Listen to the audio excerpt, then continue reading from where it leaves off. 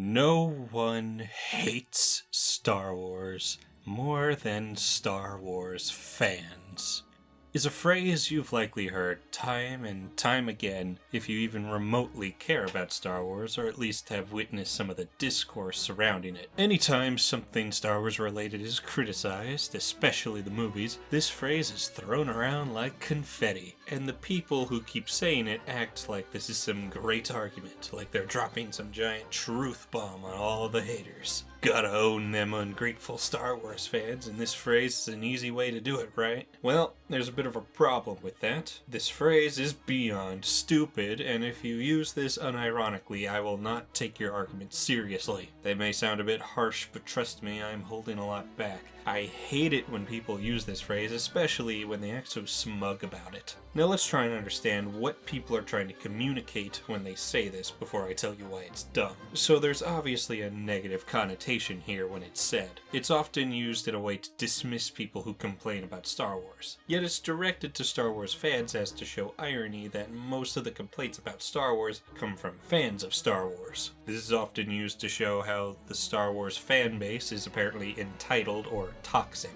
Basically, the point of this phrase is to crap all over Star Wars fans. One thing I've grown to despise when it comes to media discussion is this generalization of fandoms. You constantly hear entire fan bases be described as toxic, among other things. This isn't just Star Wars, it's just one of the more popular fan bases to generalize. The Sonic fanbase, the Smash Brothers fanbase, the Zelda fanbase. This happens so much, and I'm sick of it. It should be obvious that fanbases are made up of individuals, and they aren't hive minds, nor are they organized. It's just people who like something. It's not fair to make such broad judgments of a group of people because of a minority. Yeah, there are some toxic individuals in these groups, but that's just what they are. Individuals. Don't let them spoil it for the rest of us. But now let's look at the phrase itself. And here's the thing. This phrase, no one hates Star Wars more than Star Wars fans, is actually true. However, what the people who use this to dismiss criticism don't realize is, this is not a bad thing,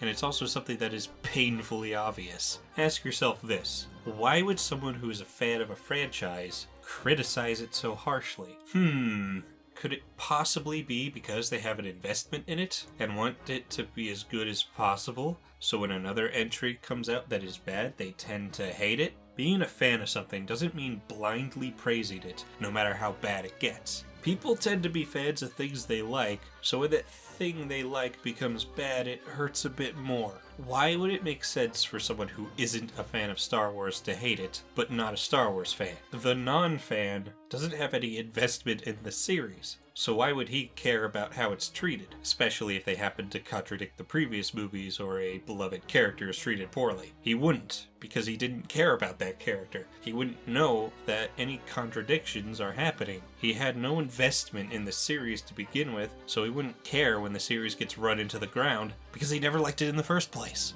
To use an example outside of Star Wars, there's the Sly Cooper series. To bring people up to speed if they aren't familiar with the series, there were 3 games on the PS2. These 3 games were excellent and had really good stories. And the 3rd game had an amazing ending that tied everything together and was all around a very satisfying conclusion to the trilogy. But then a 4th game came out years later, made by a different developer. Now this game is quite controversial. A lot of people hated it. Now, if you were to look into the negative reviews for this game, you might have noticed a pattern. The people who hate it tend to be huge fans of those first 3 games. Now, why is that? Is it because they aren't true fans and that they're just ungrateful haters? Or is it because it ruined the great ending of the 3rd game, had terrible writing when the previous games had amazing writing, completely regressed, flanderized, and assassinated the once beloved characters, had a completely nonsensical plot with a weak villain, many contrivances, and plot holes? I'm willing to bet it's the latter. People don't like the things they enjoy getting mistreated. They tend to like things that are good, and when the good thing stops being good, they get upset. Wow, what a concept. Why do you think Banjo-Kazooie fans hated Nuts and Bolts? Because they loved the first 2 games and have been wanting a new one for years,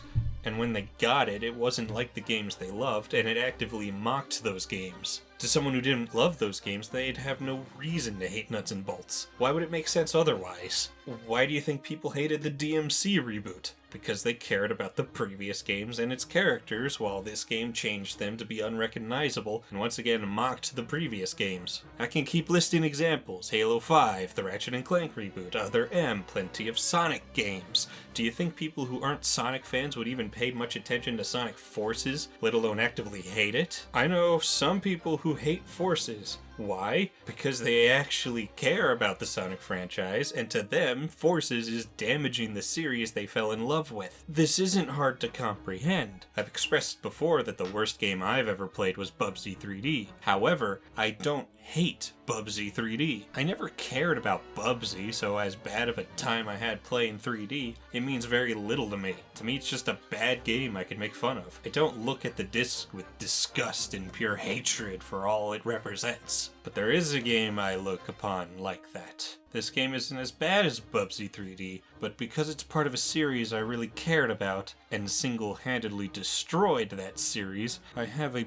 burning hatred towards it equal to 1,000 supernovas. I'm only being a little hyperbolic here. Point is, the worst game I've ever played isn't my most hated game, and my most hated game is my most hated because of the series it's attached to and the damage it's done to that series. What is this game? Well, you'll find out soon enough. I don't want to spoil the surprise. This all comes from this thing called passion. This passionate hatred is because they care about it. If people weren't passionate about Star Wars, then they wouldn't spend the energy to hate it so much when it fails. And this is why I hate this phrase. It shames people for being passionate, and it shuts down discussion. Stop shaming people for being passionate about something they love, or for getting angry when that thing they love it gets treated poorly. Being a true fan of something doesn't mean blindly loving all aspects of it. People complain about and criticize things they are a fan of out of love for what came before. And that's all I really have to say about this. Sorry for the short video, but it's a simple topic that doesn't require a lot of time to get the point across.